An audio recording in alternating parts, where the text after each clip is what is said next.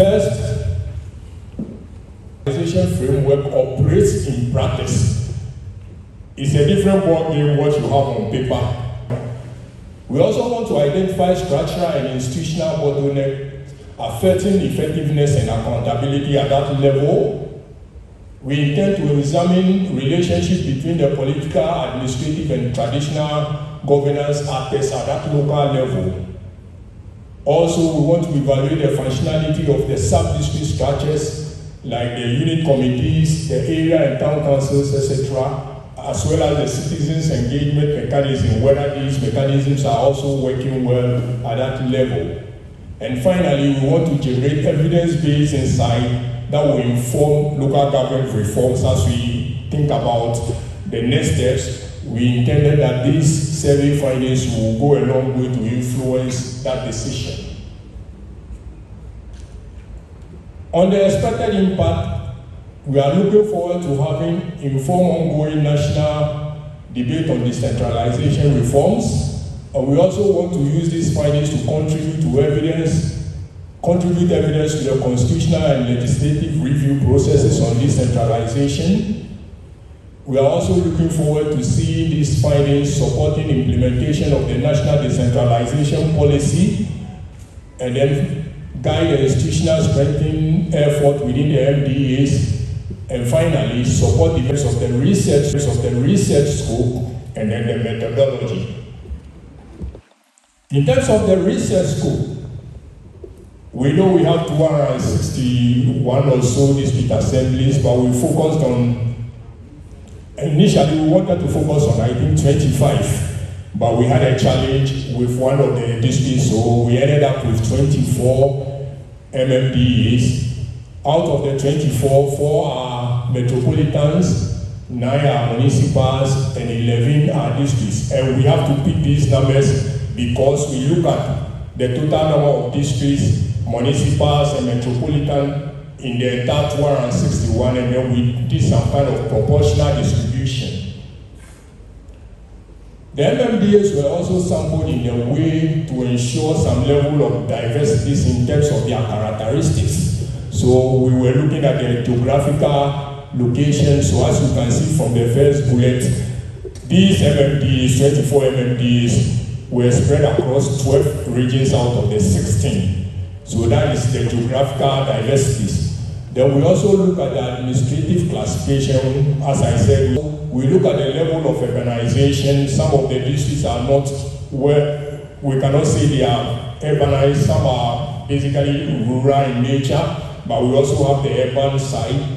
And then finally, we look at their electoral characteristics. You know, some of the districts you can clearly see they are strongholds of maybe NDC, others are also strongholds of NPP, some are swing. So we considered all these factors in selecting these districts, because for us, all of these things will also influence the kind of findings we may be getting from the ground.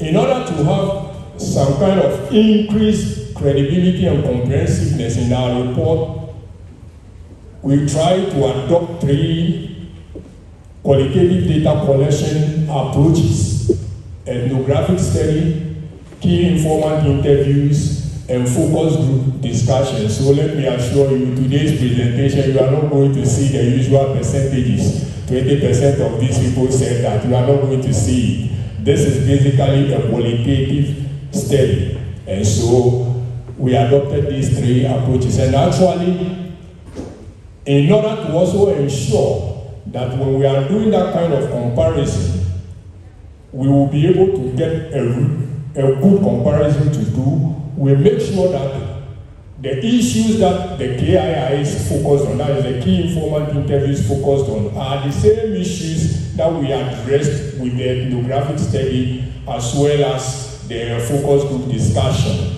But what we tried doing was to make sure we completed the ethnographic study, and then we also did the key informant study. So based on the preliminary findings that we were getting, then we went out doing the focus group discussion to understand some of these issues that were coming out.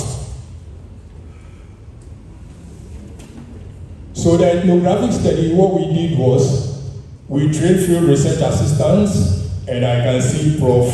Menu here. She was one of our key trainers, and we are happy to have her here to see the output of her work. So she helped us in training the field research assistants, and then we sent them out, I think, for over 3 months period to observe how local government is practiced within the various MMDAs that we selected.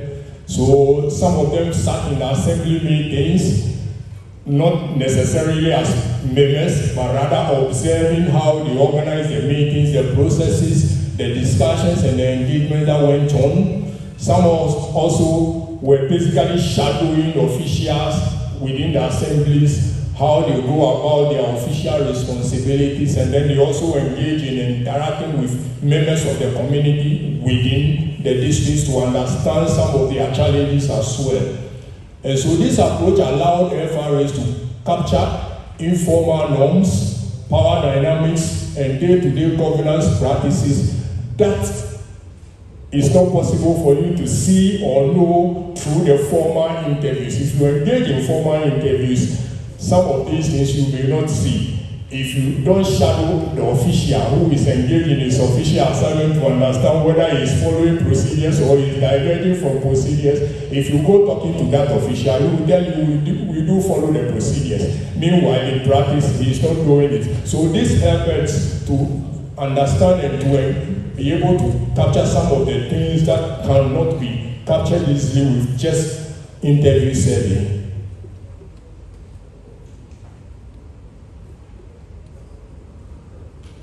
Then with the key informal interviews, we engage a number of stakeholders within the district, the MMDCEs, the MNDCDs, the presiding members, assembly members, unit committee members, contractors who work with the assemblies, traditional and religious leaders, representatives of PWEs. We also engage market queens, leaders of local business, media representatives, civil society actors, and even leadership of the local transport unions. And we developed a structured interview guide, and so all the FRAs use the same structured interview guide to undertake this assignment. And we covered about 252 respondents. So approximately in each of the 24 MMDAs, we conducted 11 interviews. With the focus group discussion, what we did was there are 12 regions where the MMDAs are located. We structured them into 4 zones, and in each zone, we picked one of the assembly. So we picked Kumasi, we picked Tamale, and Wa, and these are the areas where we undertook the focus group discussion. And participants for this aspect of the survey included representatives from MMDAs, traditional authorities, civil society organizations, media, youth, women's group, and others. And let me digress a little. I moderated one of the FGDs, and I remember when we were asking questions about challenges that assembly faces. I remember the DCD was there, and some of the key officials, but the MCE wasn't there. But you could clearly see from the discussion that they were really hiding something from us. So I just threw in a question. Why is it that we have a regulation that before people vote, they need to contact the assembly, get permit and all those things, but we still see these haphazard structures being put up everywhere and all that. When I asked that question, the DCD just looked up and said, colleagues, I'm now going to speak the truth. And I started laughing. He said, I'm now going to speak the truth. And basically what he told us was that when people are going to start a project, they don't go through the formal process. They just walk to the assembly, they have a friend there, then their friend quickly arrange things and get the permit and other things for them. So when they start, and now you the one in charge of that sector, you go out and you see a challenge, somebody higher than you has helped the person to secure the permit, so you can't do much. And then he concluded by saying, Mr. Man, I bet you, this thing will not stop in Ghana. And when he said that, the entire group was quiet, and one civil society regularly started laughing. He said, this is the truth, this is what we are facing. We have the rules, but officials bypass the rules and they do things in a way that favors their own friends. So, sitting in that focus group discussion, I realized we really have a problem when it comes to some of the challenges the district assemblies are facing. The focus group provided a platform for collective reflection and validation of the findings, as I said, that emerged from the ethno and then the key informal interviews. So through that, we were able to validate some of the informal norms, the power dynamics, and the day-to-day governance practices that are not visible. We also got some kind of understanding regarding the political administrative dynamics, the fiscal constraints that the assemblies faces, and then also the accountability mechanisms and all the challenges that we go through.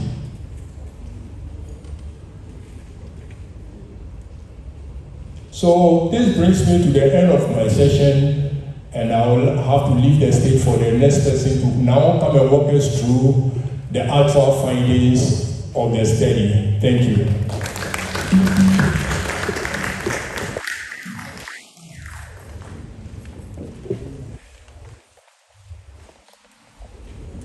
Thank you so much, Adnan.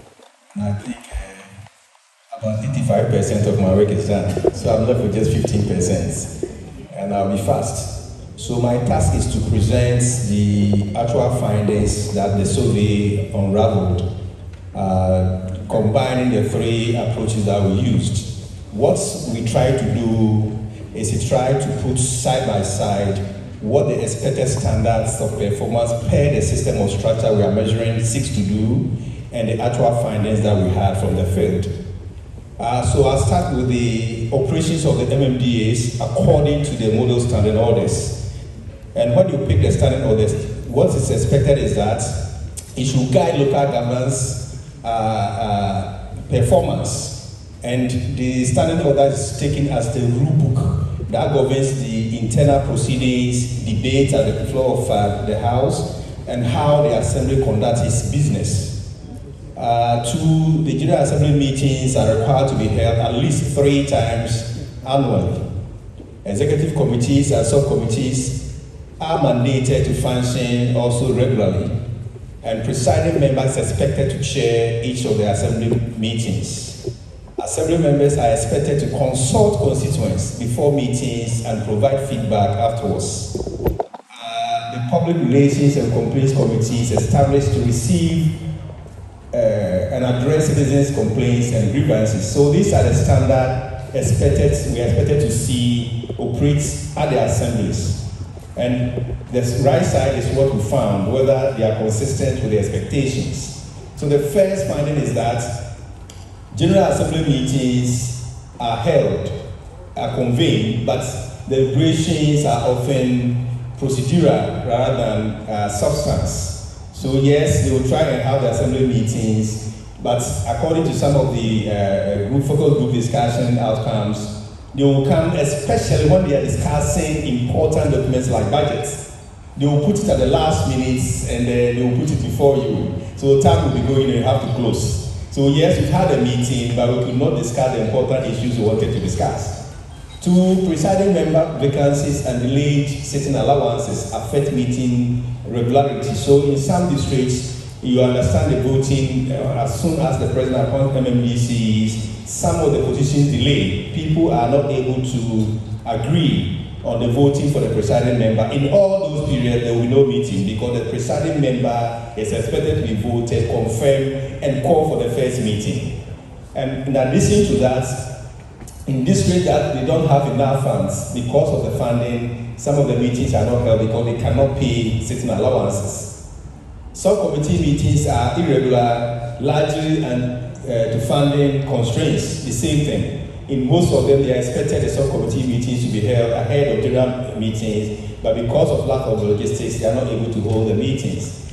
And in all the meetings, they were concerned about the challenges that assembly members face in engagement with their constituents. In fact, the assembly members at the meeting pointed out that if you call for even short meeting, people expect you to give them TNT or provide some snack for them.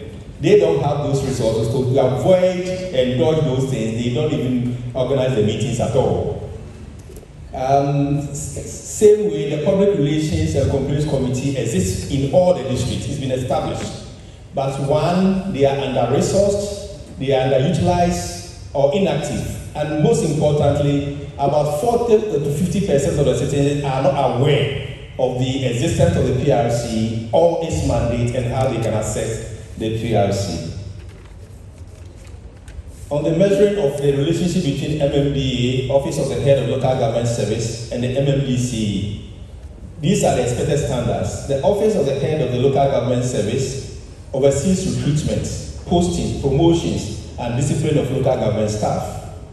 Regional Coordinating Council are expected to support that through oversight and supervisory functions of all MMDAs under its jurisdiction. The MMDCs, as we know, are appointed by the President and serve as the political head of each of the assemblies. The Coordinating Director is the administrative head responsible for day-to-day management of the Assembly. This framework ensures that local authorities are accountable to both the central government and also the local assemblies. But this is our findings. One, MMDAs have limited authority over recruitment, transfers, and discipline processes due to centralized HR control, because all personnel are appointed and deployed by the Office of the Head of Local Government Service. But it is the District Coordinating Director and the District Assembly who are expected to supervise them, discipline them when they don't conform. This dual responsibility affects discipline at the local office. And I'm happy the law, the new decentralization policy 2026-2030 has made provision for changing this policy, assigning full responsibility to the district to do their own recruitment and manage their staff. I believe if this is done, it may change something. Coordinating directors manage staff operations but lack of autonomy over personnel discipline and yes. Political influence was reported in posting and appointments and contract awards. One of the major findings in the focus group discussions, in some places it turned into arguments that the extensive political influence in the activities of the district assemblies, including posting of staff, people request which particular staff they want at the assembly, and it affects disciplinary procedures because it depends on who is at fault and how the DCD can punish the person. So from one of the participants from the Kumasi Focus Group discussion, this is how he put it. Some staff are seen as untouchables. That's how they put it. So there are some staff, they are in the assembly, they work under the coordinating director, but you cannot touch them. So it makes discipline very difficult at the assembly level. We also observe tensions between political leaders and administrative officials, which undermine day-to-day administration, especially between the MMDC, the head of the assembly politically, and the administrator of the DCD. In most of the cases, there are tensions between them. We measured the relationship between the MMDA, Office of the Head of Local Government Service, the DCE, and the decentralized department. We are talking about the departments that have been decentralized from the ministry to the local level. The standard is that the decentralization framework requires composite budgeting and integrating the centralized department into the main MMDA planning. Heads of the central department are expected to report to the MMDA while they also maintain linkage with their parent ministries. MMDAs are responsible for coordinating development planning across departments within their jurisdiction. The framework aims to ensure alignments between national policy directives and district level development priorities. So this is the standard. But our findings indicate that there are dual reporting lines. Their department are expected to report to the ministries and at the same time to the MMDAs, and this creates ambiguity and accountability among them.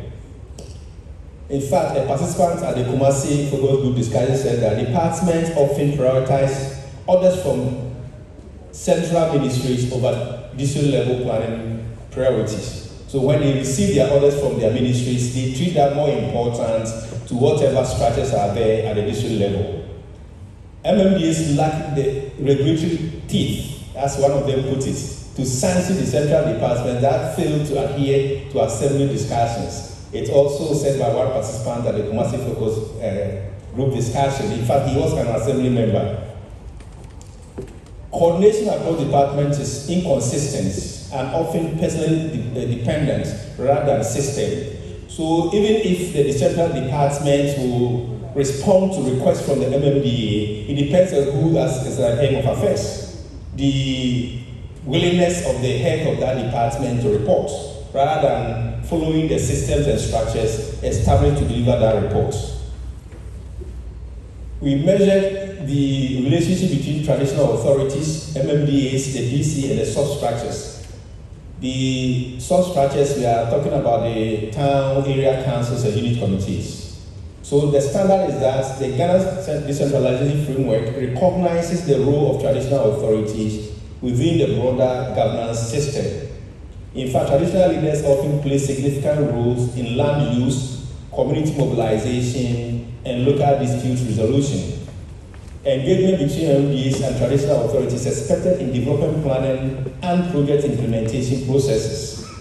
The sub-district structures are intended to serve as additional channels for local participation and coordination. The finding is that the interaction between MMDAs and traditional authorities tend to be informal rather than guided by clear procedures. And a chief at the Kumasi Focus Group discussion and a queen mother at the who also reported to KI have this to say. They said traditional authorities are sometimes consulted late in project planning processes, or just symbolically when they are called to come and cast salt. So they are not included in the planning, in the evaluation, so they only want them to symbolically grace the occasion. That's how far the traditional leaders are used. There is no consistent institutionalized platform for regular consultation across all districts. Coordination between traditional authorities and substructures varies significantly. In fact, it depends on the relationship with the chief and the area committees or the unit committees. Chiefs that have a bit of dignity and claims authority of the district, they feel obliged to report to him. But those that do not command such respect, they don't even mind him at all. So whether or not the unit committees or zonal councils will go and report to you, invite you, coordinate with you, depends on how they see you in the relationship. We measured MMDAs and decentralized structures. So the local governance framework provides for decentralized substructures, including area councils, zonal councils, and unit committees. These structures are intended to promote grassroots participation and serve as channels between communities and the MMDAs. Substructures are expected to support revenue mobilization, local project oversight, and community engagements. However, our findings show that many of the district substructures are inactive or not functioning properly. These are due to lack of funding, logistical support, and unclear mandate, which significantly affects their performance.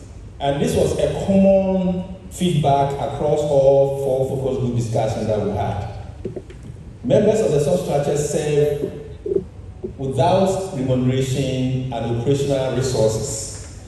There's also an identified weak integration of substructures into the main MMDA operations, which limits the effectiveness of the bottom-up approaches. So the MMDAs are expected to guide, direct, integrate the substructures into their activities, and sometimes train them, build their capacity, and assign them tasks. But there's the joint between what is in theory and what happens there. Some of them do not even involve them in the activities. They are not integrated formally in the structures. As a result, grassroots participation for governance is very limited at the local level. We test the subcommittees at the assemblies. The local governance acts and the standing orders provide for some committees. Some of them are statutory, others are formed as and when the Assembly needs them. So these are some of the statutory subcommittees. The Executive Committee that we call the EXECO, that comprises all of them, including the DCE, the Finance and Administrative Subcommittee, the Development Planning Subcommittee, Works Subcommittee, Justice and Security Subcommittee, and the PRCC, that's the Public Relations. These committees are intended to support oversight, technical reviews of major documents, including budgets, and decision-making prior to General Assembly deliberations. Committees are expected to meet regularly, in fact, ahead of each General Assembly meeting so that they can report their review. They just established just like the Parliament Select Committees. These are also their functions. Our finding is that the committees' meetings are often irregular due to limited funds for allowances and logistics. And a major worry of especially the Assembly members we met was the fact that the Finance Subcommittee is not able to meet as required because they think that this is the committee that serves as the basic accountability oversight structure at the districts. They are expected to scrutinize expenses, budgets, and all contracts at Assembly and report to the General Assembly. So, but if they are not meeting, it means we have lost the basic structure for accountability at the local level. So that was the most concern for most of the Assembly members we met. The Public Relations and Complaints Committee exists formally but are underutilized or known to citizens are inactive. Committee recommendations are sometimes not thoroughly tracked or implemented. Even if the few meetings are able to have, their views are not wholly integrated into the decisions or the implementations are not even tracked. Because of that, oversight functions are weakened because committee meetings are irregular and lack technical capacity. We went to the fiscal decentralization, so wanted to test how the District Assembly Common Fund, the IGF, and other revenue support to the districts are managed. So we tested what the standard was first. The district's financing draws mainly from the DACF, IGF, and other revenues and supports, such as those from donor partners to the districts. The MMBs are required to plan, budget for, and report on these resources using established financial management systems. Financial oversight relies on statutory committees and disclosure mechanisms to promote transparency and accountability. So there are established procedure, expected standards that we need for accountability. However, these are our findings.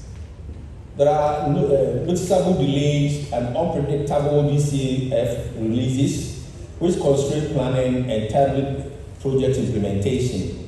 As Jacob said, probably with the 80% releases, and also we see that in the second quarter, some releases have gone, probably that challenge will be resolved. But that was a problem most of the Assembly members and Assembly staff are complaining about.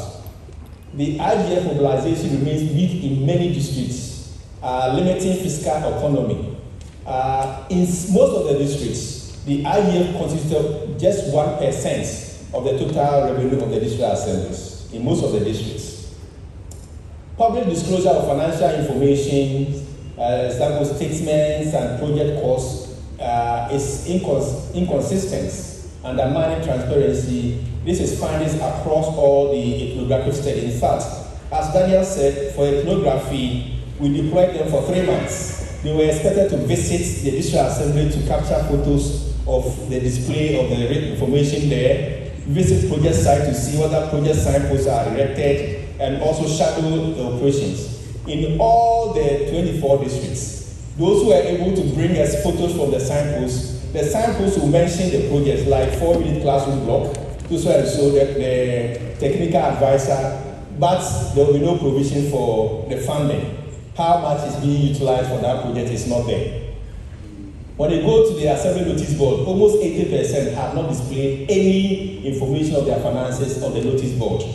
The expectation of town hall forums to discuss finances within the 3 months, none of our FRAs reported even a single forum to discuss financial issues. So in all these, financial oversight mechanisms exist, but are weakly enforced and inconsistent, including committee functionality in some districts. we tested political parties' involvement in local governance. The standard is that the local governance framework is formally designed to operate on a non-partisan basis at a district level. MMDAs DCs are appointed by the president subject to assembly approval. A portion of the assembly members, 30%, are presidential appointees. The framework seeks to balance political leadership with administrative coordination and community representation. However, we found out that political considerations affect project prioritization and resource allocation most. And I was trying to quote from the reports. That's when some people said that even allocation of street lights is given to assembly members who are believed to support the ruling government. And somebody from the Kumasi Focus Group discussed, I think she was a trader at the Kumasi market. She said after every election, when government changes power, they change the leadership of management of the markets and they do reallocation of stores. So if you are not in a part of the government, make sure you are going to lose your store.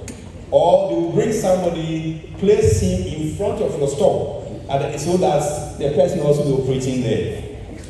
These are just to show that political infiltration in the assembly's work is highlighted across all 24 districts that we monitored. The appointment system influences perceptions, upward accountability to central government rather than downward accountability to the citizens. There's noticeable tension between MPs and MMDCs, which especially those who do not belong to the same political parties. Political dynamics shape the political administrative interface within the district assemblies. The system is physically non-partisan, but in practice, political infiltration was so high throughout the three approaches that we used to do the study. We also tested participation, the relationship between opinion leaders, citizens groups, and civil society within existing structures. So we know that the decentralization framework provides for citizen participation through assembly meetings. In fact, about 8 sections from 40 to 48 are dedicated, in the local governments are dedicated to participation. The CSO, citizens, opinion leaders, and community groups are expected to engage with MMDAs in developing planning and accountability processes. Public hearings, town hall meetings, and stakeholder consultations are intended to support inclusive planning and development. However, our research found that engagement between MMDAs and civil society are often based on projects rather than institutionalized. So a CSOs in all the focal group discussions said that they will only be invited when they are discussing something that they think is based on certain project they need your cooperation. But their involvement is limited not to the decision-making processes, engagements and pre-planning processes, or involvement in project implementation and evaluation. Town hall meetings and public consultations are irregular in most of the districts. Awareness of formal grievance mechanisms, including the PRCC, is very low across all the districts that we surveyed. Opinion leaders and community groups sometimes rely on informal channels because they are not aware of the PRCC, they are not consulted, town hall forums are limited, and they resort to traditional leaders, sometimes to radio stations, to make influence in district planning. Our last test was whether people want election of MMDCs or not. So under the current framework, MMDCs are appointed by the president and approved by assembly. There has been sustained national debate on whether MMDCs be elected to strengthen local accountability. A key question has been whether the election should be based on partisan or non-partisan base. Proposal to elect the MACs being considered by the constitutional reform, but these were our findings. Many stakeholders expressed support for election of MMDCs. However, they also raised concerns where they thought the election would bring the district assemblies into partisan level as witnessed in the national level.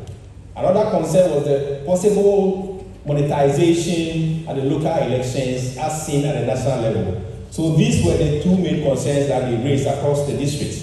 That if we are not careful, even though we want the elections of the MMDCs, if we do it on partisan lines or any line that we do it, we may bring the intensified partisanship at the national election into the local level, and the high monetary funding of political activities at the national level could also be electing their own MMDCs.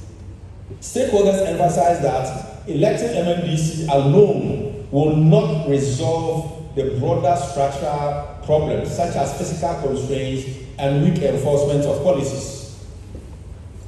To quote some of this KII interview, the expected reform must go beyond electing MMDC. We should think of a comprehensive overhaul of the structure, the systems, and operations of the MMD. A quote from the KII. So these are our summary findings. For the political one, there was general recognition of available legal frameworks to regulate and guide the operations of local governance, but there is weak enforcement in implementation. 2, political interference undermines administrative neutrality and development planning. 3, the sub-district structures are largely inactive or minimally functional due to lack of funding, logistics, and limited knowledge of actual mandates. 4, assembly members are unable to conduct effective electoral area engagement due to lack of logistical support. And traditional authorities feel marginalized or consulted only symbolically after key decisions have been finalized or where projects have already reached the sword-cutting phase. So we condense our key findings into these 5 under political. Under administration, formal procedures are generally observed, but implementation depth varies significantly. So there are so many things that generated interesting discussion and the focus group discussions. Some assembly members were saying, even though we don't go to the meeting, but we are able to produce reports. We don't know how they do it. Probably the assembly members here will help us. MMDAs have limited autonomy over staff management due to centralized HR control under the Office of the Head of Local Government, as I've said it. But as I've indicated in the brackets, the National Development Policy and Strategy, what has been prepared for 2026-2030, seeks to deal with that. That, as Jacob said, they have a whole chapter that seeks to devolve HR management down to the district assemblies. If it is done, probably that challenge will be solved. Subcommittee meetings are often constrained by financial limitations and scheduling challenges. Citizen complaints are often channeled through informal mechanisms, chiefs, radio, personal networks, rather than statutory bodies such as the PRCC. On fiscal decentralization, we have 3 findings. Persistent delays and unpredictability of the DACF releases affect planning and service delivery. Weak capacity for IGF mobilization has made most of the assemblies overly dependent on the DACF. Accountability mechanisms exist formally, but lack enforcement. These were the lessons that we learned. Legal reform alone is insufficient. Effective decentralization depends on systems and structural reforms, enforcement of regulatory frameworks, and enhancing institutional capacity. 2, fiscal autonomy is central to functioning IGF collection. Other reforms are all constrained. 3, tension between political leaders and administrators significantly affects district performance and needs structural reform. 4, grassroots structures require deliberate investment to make participatory governance meaningful in practice. Our key recommendations: we recommend that we enhance financial autonomy and transparency by improving capacity of MMDAs in IGF mobilization, ensuring timely and 100% release of DACF, and increasing the percentage of the DACF. 2, depoliticize MMDA's operations, transition toward a merit-based competitive selection process for MMDA heads, strictly enforce legal provisions of non-partisan of the MMDA, reducing the direct political influence on dealings of administrative and technical operations. Strengthen grassroots structures and citizen engagement. Revitalize unit committees and area councils by providing them with independent operating budgets and mandatory training on their mandates and civic participation tools. Deepen traditional authority engagement. Formally integrate chiefs and traditional leaders into statutory district planning coordination units to leverage their role as custodians of land and social stability. Clarify and strengthen accountability structures. Publicize the PRCC mandates and processes of access. Deepen citizens' engagement and improve financial disclosure mechanisms. Enhance MMDC's autonomy in staff management and discipline. Devolve power from the Office of the Head of Local Government Service to the District Coordinating Director level regarding the recruitment, promotion, and disciplinary action of the centralized staff. We put all these things into 6 forms, depending on the kind of decentralized we're talking about. So on financial autonomy, ensure timely DACF releases, remove restrictive central guidelines, deductions, improve RDF mobilization, mandate public display of financial statements and project costs. On depoliticization, safeguard planning processes from interference, enforce procurement transparency, protect staff management and project selection or siting from partisan influence. On grassroots empowerment, deepen orientation of unit committee and assembly members on their mandates, provide consistent funding and logistics substructures to revitalize their town hall meetings. On traditional authority engagement, formalized engagement, ensure greater involvement in project selection, mandate feedback to traditional councils after general assembly meetings and major decisions. On accountability clarification, grant MMDA some level of HR autonomy, mandate decentralized department reporting to assemblies. On committee strengthening, fund regular or require subcommittee meetings, build technical capacity of committee members, and ensure recommendations are implemented. Thank you.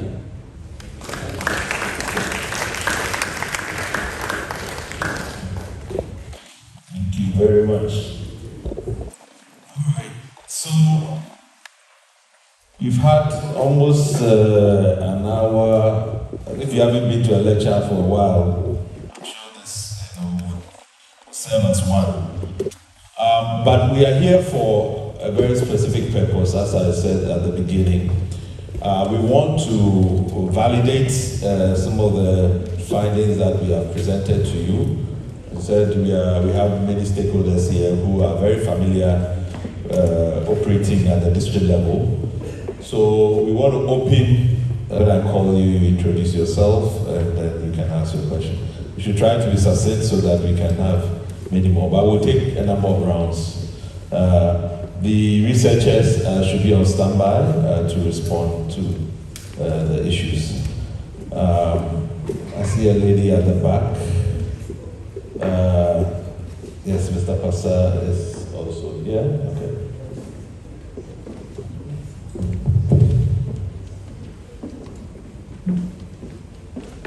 My name is Gladys Junior.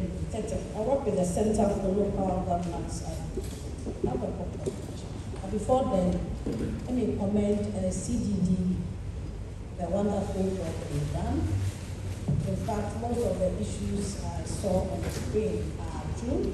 We all know everybody is that true.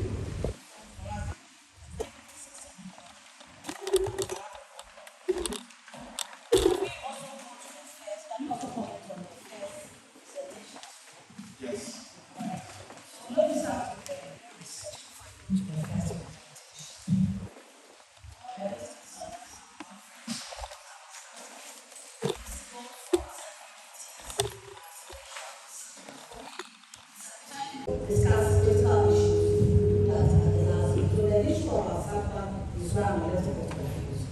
And commitment was the highly technical ones, you need to pay a lot of salaries. But those that the assembly, recruits, train, everything like so. Like that's like it's being done in other countries. So which will never happen. To get a general accountant saying, why should I ever be under somebody I think you get AMA recruiting the outside accountants and pay.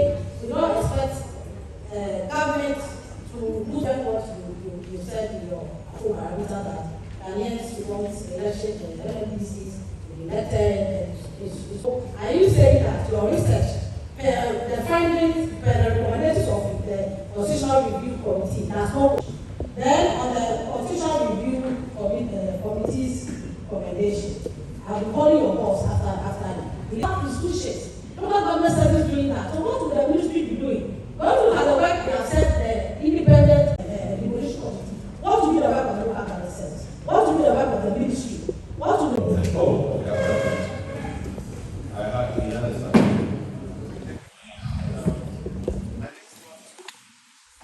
Be in charge. When you read section 20, subsection 2 of the local government, and the minister is there, the chief director is there, but the minister must be seized. You added PLCC, which is in a different section, when you are mentioning. So the delegative function that the district assemblymen themselves push, they are unable to do so. Listening to the presentation.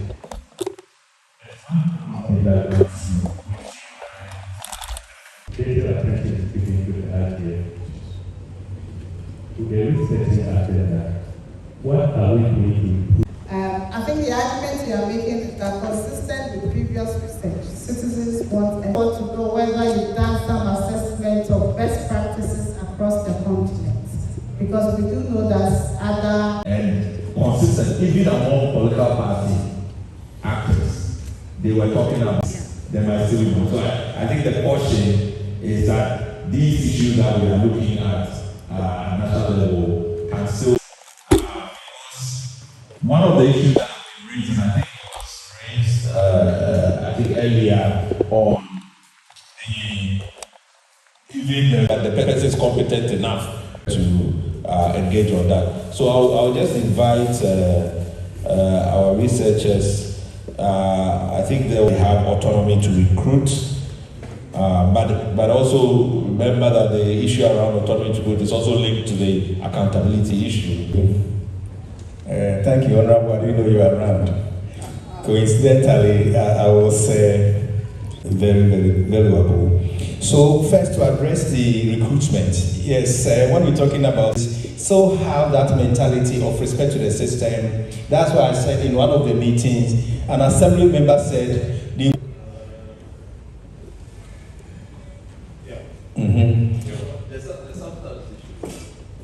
concern raised by the assembly members themselves in all the focus group discussions, probably you being an expert, that's the essence of this. They send letters for assembly meetings, and the letters for those supposed to be hard members, but to the exception of I think 2013-14 that we pushed to 7.5%, it's come back to the 5%, and that's how.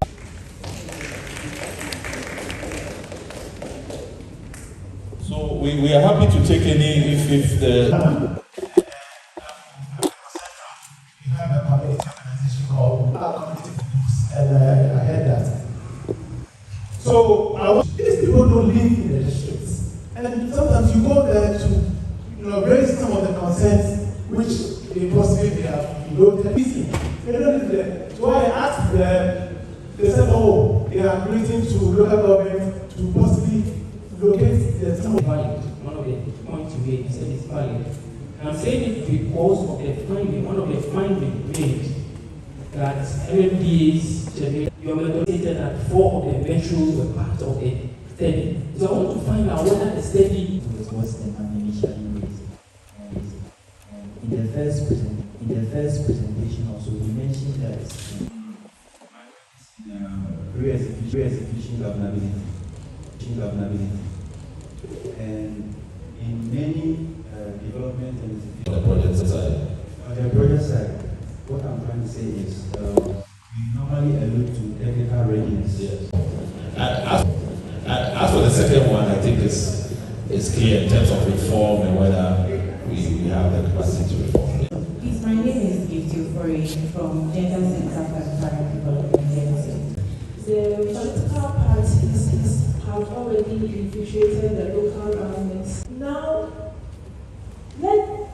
I just want to know what can be done to end the. The second point is the election of the MPs. And it's they need to get some emergency ballot box, all those kind of things that come as incidentals. It happens that it will not work. So unfortunately, we know what is right. In the bureaucracy, in the area, and should there be parties participating, and then is there any issues that are peculiar to Metro? I'm living in New York, working in New York, in New Jersey. Nobody, it depends on the rents within the district. But it is also important that local authorities are duty posts for staff, but there's nothing compelling within that. And the other question is thesis question, professorial question, but if I understand it. So what he's trying to say is ask for competencies. They exist in terms of skills, but logistical constraints sometimes affect movements, how that conception, and then we don't give them the necessary logistics to work, and then there are issues. But there are other challenges of decentralization, political, administrative, and all that. One thing the research didn't touch on, which is on my heart, is fiscal decentralization. 88%, almost 88%. Some of them have 5 million, 6 million. Go and see the actions that they are trying to do. Like we go on it.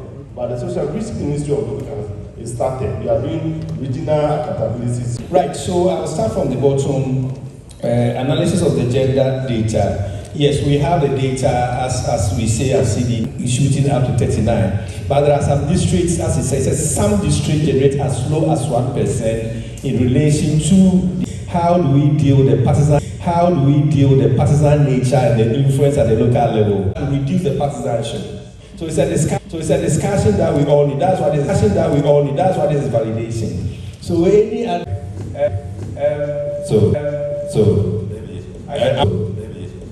that, I think so. There's something fundamentally wrong. I don't know the comparatives. And then I think something from Dr. Akwete also, and then I think that informs some of the things that Gladys, for example, is not.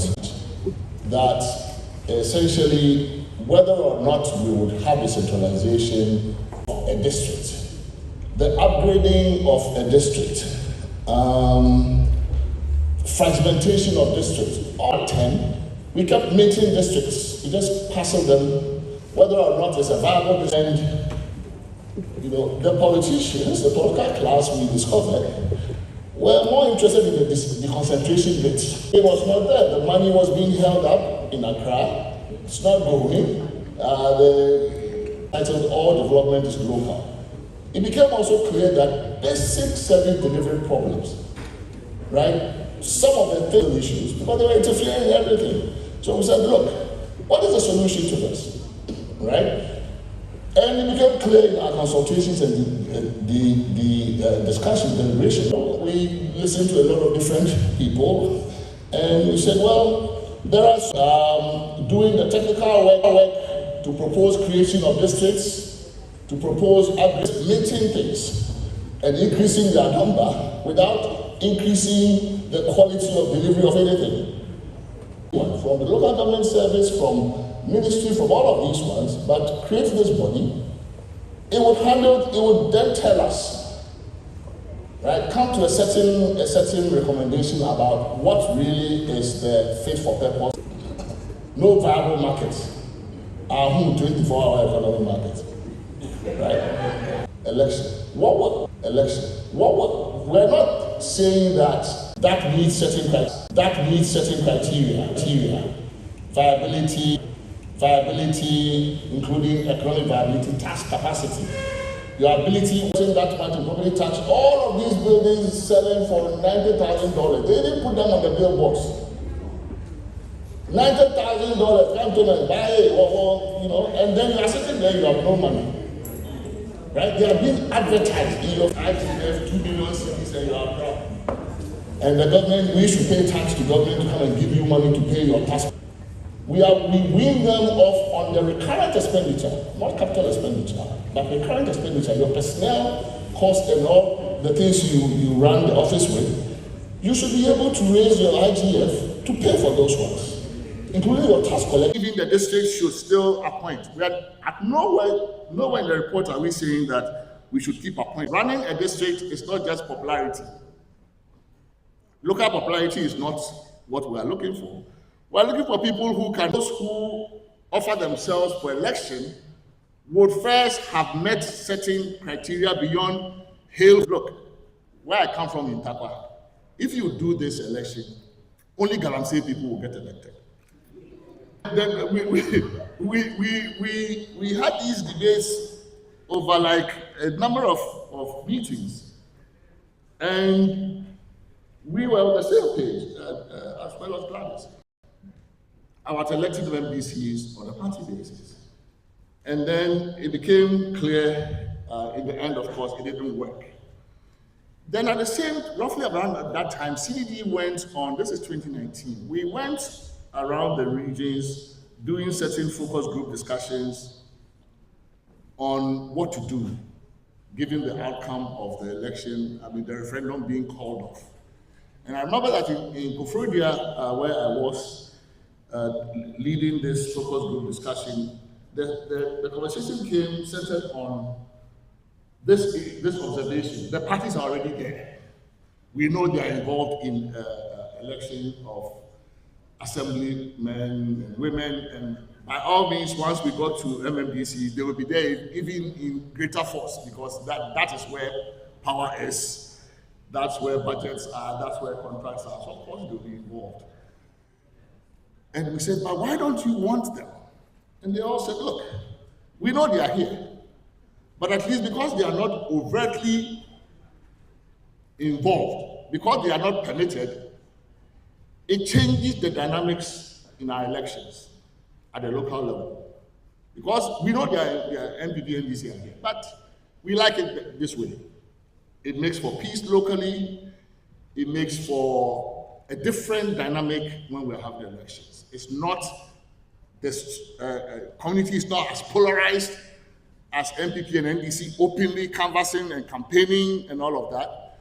And that was interesting. So we said, look, so if we could model an election where the parties can be involved somewhat, where we can get the same result, but the parties, anything you can do, as long as they are not involved physically, even if we like it this way. One of the things that caused us to, I know that it's possible to elect a mayor in Accra from one party when the president in Jubilee House is from another party, because it works in other countries. And Akwete just said, we are too insular. It's almost like, how is it going to work? How does it work in Freetown? If Monsoya has been mayor of Freetown from party X, the president has come from party Y for so many years. She's still doing fine. The country hasn't gone to war. They are still fine.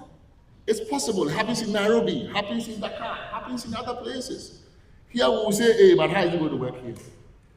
Like we are from Mars or some place like that, right? So I agree with you. We don't have to wait to have answers to all these things. If we had started in 2019, maybe the data would have collected by now would show us that, look, the parties, maybe we don't need them, maybe we need them. I actually predicted that if we had started with no parties, we may have come to the conclusion by now that let's allow the parties.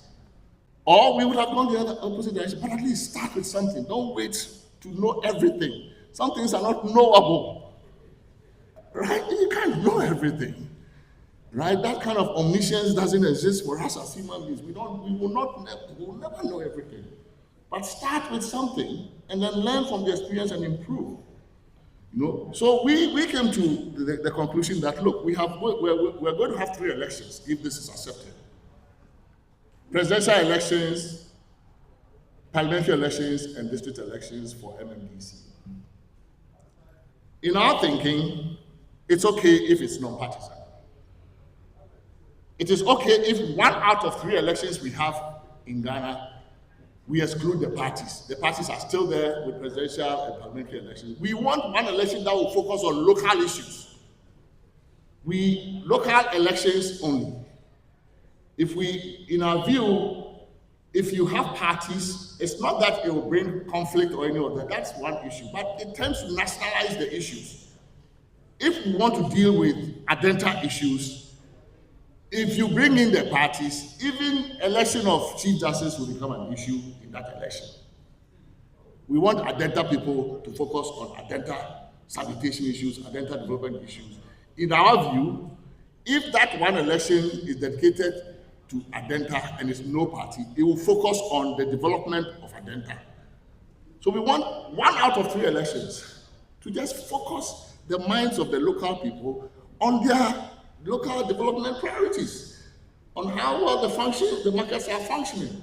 Where are they situated? Is this footbridge that is showing all these, all the pillars are showing.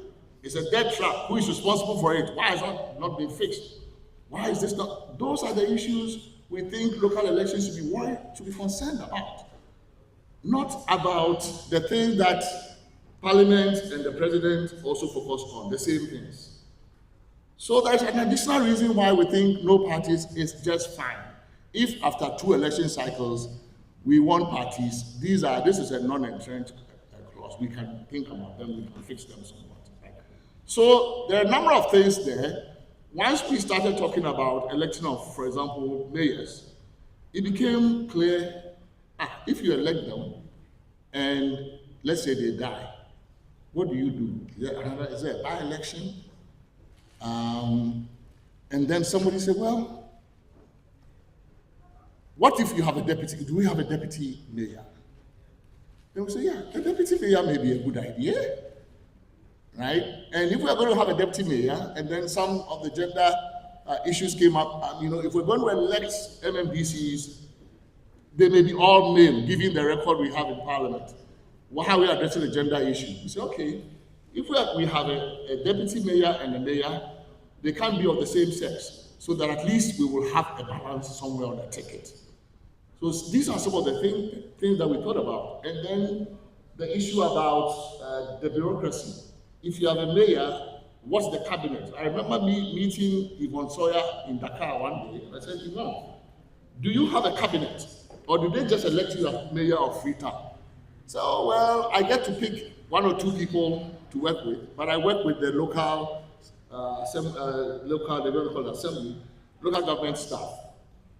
So, if you've elected a mayor and a deputy, they must have a staff. Apart from the government staff, they must have some people to work with, but they will also have a cabinet. So, well, maybe then the cabinet is formed by the heads of the concentrated agencies within the district. So these are some of the thinking, some of the things we're thinking about. We're not local government experts. I think, there's still opportunity this is not a done deal, these are recommendations. If you have a position strongly on an issue, absolutely make your voice heard. When the implementation committee is formed, you can put a position paper out and say, look, as to this provision, this is mine. Just read the report, 690 pages, just read it. But then take a position, right? But I'm just telling you the thinking that drove things like the IBC. Nobody went into it with a commission in mind. But after looking at all of the evidence, it was clear to us that if you left this to the politicians, they would just keep creating districts, creating districts, upgrading them, and nothing will change on the ground, right? So it was partly to depoliticize this process somewhat and to bring a certain level of technocracy and expertise into this, that provision was made, so that also you can solve problems without people blaming your party, blaming the government. You can't drive hawkers away because we will punish you. Right? Everything becomes too political. So we thought that in the local government area, we should do some innovation in that area. And I think our democracy, look, we do a lot of comparative work. We have friends across the region. Our democracy is often celebrated as having done well, but when you tell somebody from Dakar that, oh, you know that in Ghana we have never elected a mayor before, they are shocked. They are completely shocked to hear that since colonial period, no community in Ghana has ever elected its mayor. They've been doing it in St. Louis and Dakar for decades. So they are shocked to hear that all the democracy noise that you guys speak in Ghana is only in Accra. You have never elected a mayor. It is strange, right? It is strange. In Cotonou and other places, they all elect these people, right? So we should think through this, but also learn from others. We are not unusual beings in this space. A lot of things that we do, other people have done it. You know, non-partisan election, it's common in the US. I live in the US. Even in the US, there are some elections where parties are not allowed. Mayoral elections, parties are not involved. It's not strange, right? Just start it. Start somewhere. You know, I think that's the idea. But we're hoping that the full report will come out soon so that you will understand our logic and our rationale. But a lot of the things that this research found actually validates some of the things that we also learned. We didn't use ethnographic and all those sophisticated studies. But one thing that was clear is that, especially when we went outside of Accra, the local government system is not working. It's just not working.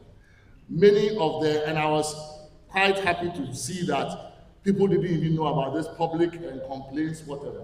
Because the things that people told us in our local meetings, if there was a functioning public and grievance or whatever committee in their local area, they would not wait for us to come for them to tell us.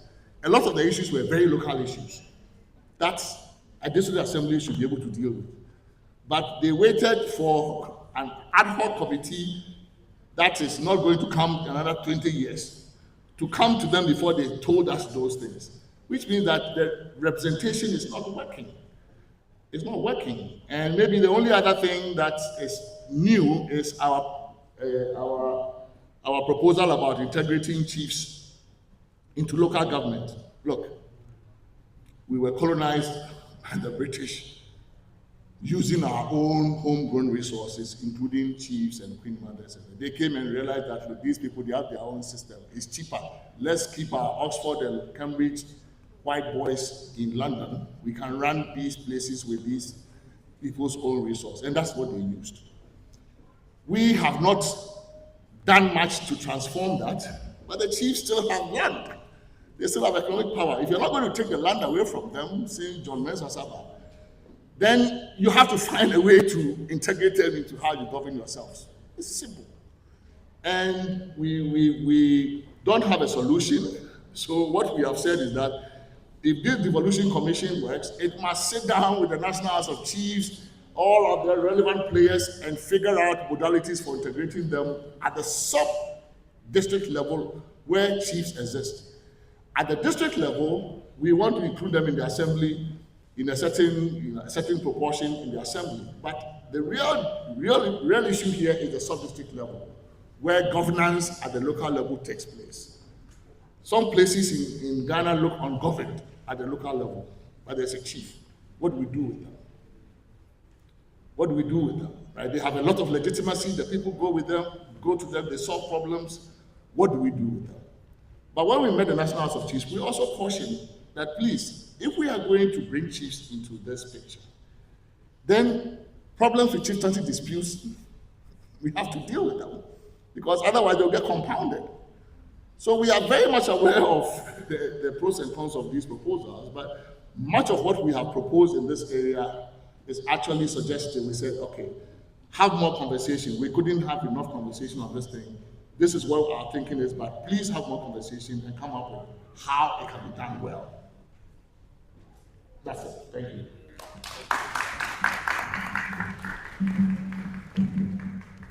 Thank you very much for that. I think that was helpful. So again, the objective was to use this study to inform all the ongoing reform conversations, and we've taken all your comments. We will finalize the report. We'll share it with all the relevant state institutions and processes that are ongoing. Let me take the opportunity to thank the researchers, to thank all our collaborating stakeholders who made themselves available to us in the field to be able to collect the data, and to all of you for engaging. Please, it is essential that we try and resolve these problems. We need to find solutions to these problems. As I was telling you at the end, it is our daily lives, that we are trying to improve. If we improve local government and make it work, and sometimes it seems like we keep talking. We need to just start implementing some of the ideas that we have on the table. So stay involved in both the constitutional review process, but there's also a national policy process that is also ongoing. Stay involved and contribute, your ideas to make it work. So thank you very much for coming. I don't know, do we have any house? Okay. Thank you very much. Good afternoon. Please, I believe we all enjoyed the session. Thank you. Let's give it up for ourselves. I can see there are quite a number of students here, which is very good, because I believe you go back to your various campuses with something substantial, right? Okay, so this is what I'll need you to do for me. The students can be here while we take care of our dignitaries and VVIPs. Later on, we'll come.